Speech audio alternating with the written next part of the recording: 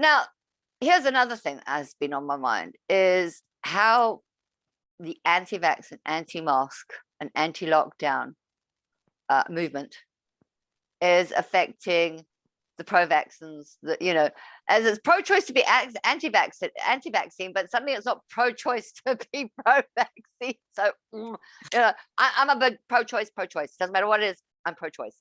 If you choose that, exactly, me too. That's fair news. Mandates aren't good with me either. But at the same time, as a governments can't turn around and say, well, you can do as you please and everybody else must do as they're told, or, you can all do as you please and then nobody does anything. Mm-hmm. Or you can do as you please and some do something and the other do nothing. And there's still a lot of, especially in line with this panic, sort of like ill. And I'm just wondering how much pressure the anti-vax and anti-mask movement are not only putting on themselves mentally, yes, and emotionally, but how much pressure they're putting on those who vaccinated and masked, Yes, that's true.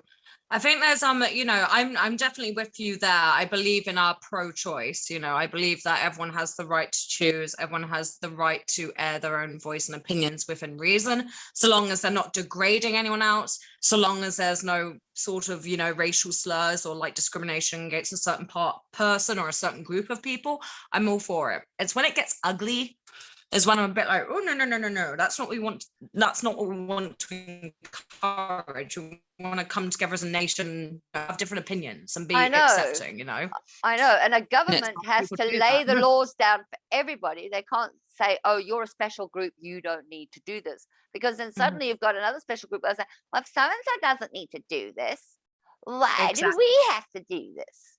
Exactly. And which is one of the rules. Yeah, which is one of the reasons why all the governments across the rules tried to keep a similar motion going as to, granted, some were way too heavy-handed, but we didn't know.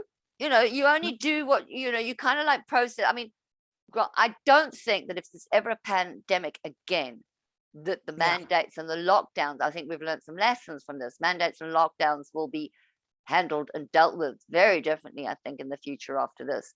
But I can't honestly say that one politician, one country, has done anything different to anybody else so badly that it needs to be protested with spit and blood and venom. I think with the protests, it's almost, they should almost have like rules for protests, because I feel like so many people have been bottling up their anger and their exasperation, and they've been in lockdown, and then they go to this protest and they just unleash it. They just unleash all their inner demons, and it's like there's a time and a place, and we want to be kind. Well, that's the thing. I mean, we do take a look at this freaking thing up in Ottawa and Quebec at the moment. They have taken, these protesters have taken their children. Now, granted, cops are going to see kids and they're not going to want to hurt the kids. They're going to want to make sure they're as safe as possible. They're in varying ages and stuff like that. But suddenly these kids are confronted with their parents after having, granted, they're not the worst laws that they've broken. It's sort of like public mischief, and I think there's a few criminal ones on the borders because somebody bought some guns. Yeah. But it's got to a point where they're using things that they shouldn't be using. They shouldn't. I think there should be a law where children under 18 are not allowed at a protest. I agree with you. I actually agree with you, because I think that it's if you got votes, you should not be at a protest. Yes, this is just my personal opinion. I don't agree with the fact that some parents almost force their children to go into a protest with them, because that's then allowing the child to be conditioned to think exactly how you think. That almost makes them like a robot. Like, yes, okay, like I shall agree, I shall comply. When they should be developing their own ideas. Well, that's the other thing. The other thing is like you're going to school. Now they want to go to school. Some of them are so desperate to go to school and be fun. They're quite happy to wear their masks. I've seen 5-year-olds with more self-control than some of the adults with these masks. Me too. When I cut some kids' hair, they're ever so sensible. They'll sit there with their mask, no problem. I'll cut their hair. But suddenly mom or dad or whoever is having a hissy fit about them not wearing it, so they don't want their kids to wear it, so they spread it around. And again, more mental health issues are being added to this, and nobody is actually thinking about it. This is the place, this is the time that people like clinical psychologists and clinical psychiatrists really need to be telling our governments and the people, look what you're doing to your children. Yeah. Yes. And the governments have done it for everybody. They haven't separated by age, gender, race, religion. It's got fuck all to do with that. Sorry, it's got nothing to do with that with regards to this pandemic. Yes. This is an everybody, rich, poor, religious, non-religious, black, white, yellow, pink, green. I'm not quite sure if we have any green people or blue aliens for that matter, but nonetheless. We could have aliens among us. Who knows? Who knows? Let's not have that discussion now. But that's an entire different video. but there we go. I think it all has literally been blown right out of proportion.